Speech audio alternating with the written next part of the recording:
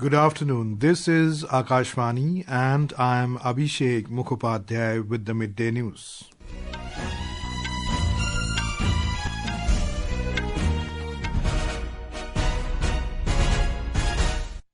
The headlines. Centre approves continuation of Atal Pension Yojana till the year 2030-31. Also decides to infuse 5,000 crore rupees in Small Industries Development Bank of India. External Affairs Minister Dr. S. Jaishankar meets Spanish counterpart José Manuel Albares Bueno in New Delhi, calls for global zero tolerance on terrorism.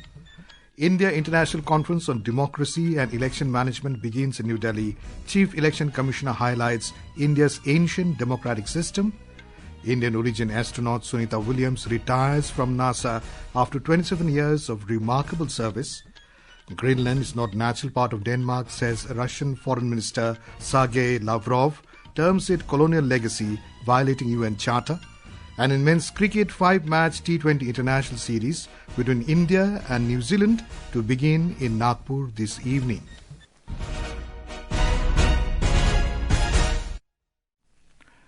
The government today approved the continuation of the Atal Pension Yojana till the year 2030-31, along with extension of funding support for promotional and developmental activities.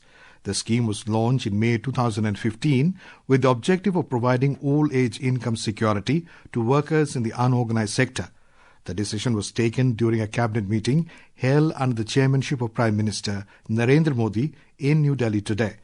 The scheme offers a guaranteed minimum pension ranging from 1,000 to 5,000 rupees per month after attaining the age of 60, depending on the subscriber's contribution. Over 8 crore 66 lakh subscribers have been enrolled so far under the scheme, making it a cornerstone of country's inclusive social security framework. The government has also approved an equity support of 5,000 crore rupees to the Small Industries Development Bank of India, SIDBI, during the cabinet meeting today. This move is expected to benefit over 25 lakh 74,000 new MSME beneficiaries. Following the equity capital infusion of 5,000 crore rupees, the number of MSMEs receiving financial assistance is expected to increase from over 76 lakh rupees at the end of the financial year 2025-26 to more than 1 crore by the end of the financial year 2028. Employment generation is also projected to increase by 1 crore 12 lakh till the end of the financial year 2027-28. External Affairs Minister Dr. S. Jaishankar has said that it is more imperative than ever for nations to collaborate on shared challenges, particularly in combating terrorism. Dr. Jaishankar made these remarks during the opening session of talks with the Spanish counterpart José Manuel Albares Bueno in New Delhi today. He said that both India and Spain are victims of terrorism. He also stressed that the global order is undergoing a profound transformation and the world must adopt a zero-tolerance approach towards terrorism. It is more imperative than ever before for nations to collaborate on shared challenges. This is particularly the case with respect to combating terrorism, where both India and Spain have been victims. The world must display zero tolerance towards terrorism. Dr. Jaishankar said that India will host the Artificial Intelligence AI Impact Summit 2026 in New Delhi next month. He highlighted that India's approach to AI is human-centric, inclusive and focused on responsible and ethical values which closely align with Europe's approach. The minister said that India and Spain have designated 2026 as a dual year of culture, tourism and AI. India is hosting the AI Impact Summit next month. Our approach to AI is human-centric, inclusive and focused on its responsible and ethical use. I think it's very similar to the approach of Europe. We are confident that the dual year will encourage greater institutional and industry-led collaboration. The External Affairs Minister said that both India and Spain are marking 70 years of diplomatic relations this year, and Spain is among India's important trade partners in the European Union, and bilateral trade in goods has crossed $8 billion in recent years. India and Spain enjoy warm and friendly relations rooted in shared democratic values and respect for multilateralism and a rule-based order. Our political engagement has grown steadily, marked by regular high-level exchanges. India and Spain will celebrate in 2026, this year, the 70th anniversary of the establishment of our diplomatic relations, as well as the dual year of culture, tourism and artificial intelligence. Chief Election Commissioner Gyanesh Kumar has said that the booth-level officers are the foundational pillar of the electoral democracy in the country.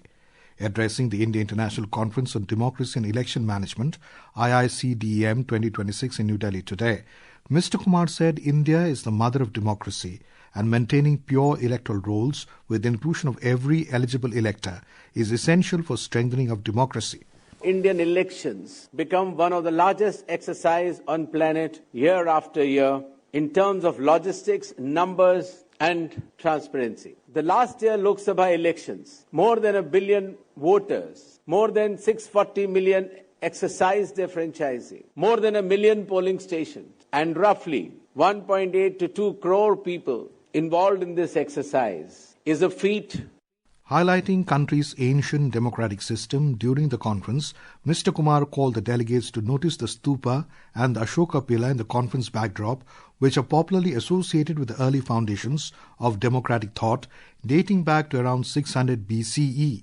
He also said that the conference backdrop also featured a Sanskrit hymn from the Atharvaved dating back more than a millennium before the current era, which speaks about the village samitis and committees. At the backdrop itself was a hymn in Sanskrit of Atharvaveda, which is again a millennium before the current era, which talks about village samitis and committees. The backdrop of this conference also talks about Koduvalai, which was a system of voting, and as mentioned in Tamil sculptures, which is 1000 after the current era. All these pointers bring all of us together, not only to celebrate the democracy, but also to understand the future path, the challenges, the expectations of the electors, and how to make this process much, much more smoother, transparent, free, and fair. Nearly 100 international delegates representing over 70 countries from across the world are participating in the 3 days conference. This is Akashvani giving you the news. For quick news updates around the clock, follow us on X handle at AIR News Alerts, and for details of stories and more, log on to our website www.newsonair.gov.in and download news on AIR app. Vice President C.P. Radhakrishnan has emphasized on a governance model that respects country's civilizational roots, values its heritage and culture, and delivers development. He was speaking at the 7th commemoration day of Sri Shivakumara Mahaswamy at Sri Siddhaganga Mutt in Tumkuru today in Karnataka.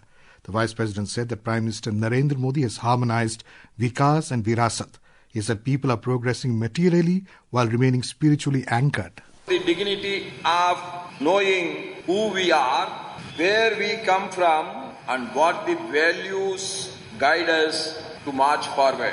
It affirms that the nation rooted in its civilization stands taller than the modern world. Air Chief Marshal Amarpreet Singh has underscored the need for a robust military power and having the will to use that power. Addressing the 22nd Subrata Mukherjee seminar on national security imperatives in New Delhi, Mr. Singh said that military power stands as the ultimate arbiter of national power. He emphasized that the world is becoming increasingly chaotic and the focus on building a strong military, especially the Air Force, has become a necessity. Whether it is getting people out of conflict zone, like we did it in Sudan, or whether it is giving a blow to the terrorist infrastructure and their perpetrators, or whether it is attacking multiple bases in Pakistan in a matter of few hours to send a signal that enough is enough and bring them to their knees. It was air power which did the trick, and that has to be remembered. On the occasion, the Air Chief also released a book titled Drones Redefined, the Impact of Emerging Technologies on UAS Warfare. Environment, Forest and Climate Change Ministry today organized a mass singing of Vande Mataram as part of Phase 2 of the commemoration of 150 years of the national song. The event is part of a broader nationwide commemorative program to celebrate 150 years of Vande Mataram. President Draupadi Murmu, Vice President C.P. Radhakrishnan and Prime Minister Narendra Modi have extended the greetings to the people of Meghalaya, Tripura and Manipur on the Statehood Day today. In a social media post, President Murmu said that the states are blessed with rich cultural legacy, vibrant traditions and extraordinary natural beauty. Mr. Radhakrishnan expressed hope that these vibrant states continue to contribute to the country's progress through inclusive growth, cultural richness and sustainable development. Mr. Modi also prayed that the states prosper significantly in the coming times. Sunita Williams, one of the most accomplished astronauts in the history of human spaceflight, has retired from the American Space Agency NASA after an illustrious career spanning over 27 years. Her retirement follows a historic and unexpected 9-month mission aboard the International Space Station ISS, marking the conclusion of a journey defined by endurance, leadership and scientific excellence. We have a report.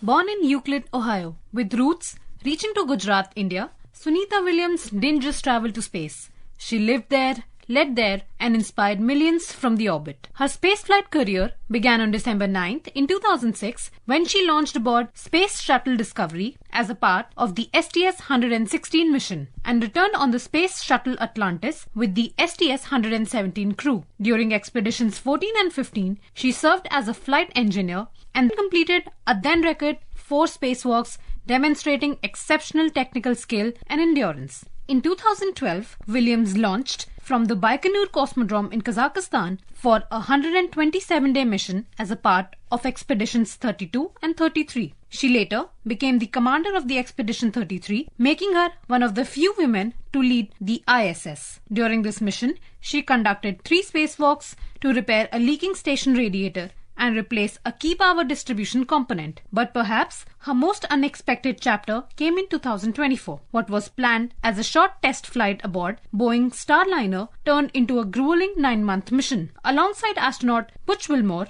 Williams adapted, endured and delivered, returning safely in March 2025. Commercialization of space is great. There are opportunities for people to work in so many different companies. So not only rockets, not only spacecraft, but parts of space experiments, satellites, new technologies, 3D printing. I think it is great. I think there's more opportunity in the future. I'm excited for the space station having laid that groundwork, that foundation of technologies that we did up there as commercial companies turn some of that into production. Across her career, Sunita Williams logged 286 days in space, completed 9 spacewalks, totaling over 62 hours and became the most spacewalking woman in history. Jigyasa Pandey, Akashvani News, Delhi.